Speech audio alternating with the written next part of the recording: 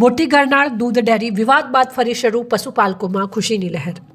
ડીસા તાલુકાના ભીલડી નજીક આવેલી મોટી ગરનાળ દૂધ ઉત્પાદક સહકારી મંડળી, જે કૌભાંડના આક્ષેપો પછી 25 દિવસથી બંધ હતી, તેને આજે ફરી શરૂ કરવામાં આવી છે। 1.5 મહિના સુધી દૂધનો પગાર અટવાઈ જતા પશુપાલકો પર આર્થિક તંગી પડી હતી।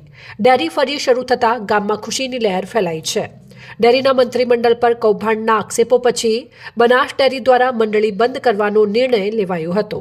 ડેરી બંધ થતાં પશુપાલકોને ઘાસચારો, ખોરાક અને ઘર ખર્ચમાં ભારે મુશ્કેલીઓનો સામનો કરવો પડ્યો। અનેક દિવસથી ચિંતામાં રહેલા પશુપાલકો માટે ડેરી ફરી શરૂ થવું એ રાહતરૂપ બન્યું છે।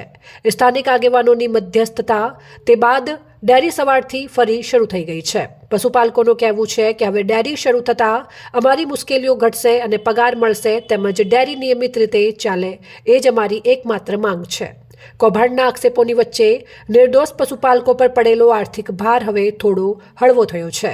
ડેરી ફરી શરૂ થવાથી ગામમાં આશાનો કિરણ દેખાઈ રહ્યો છે અને લોકોની અપેક્ષા છે કે અટકેલા પગાર ઝડપથી જમા થશે અને ડેરી નિયમિત રીતે કાર્ય કરશે।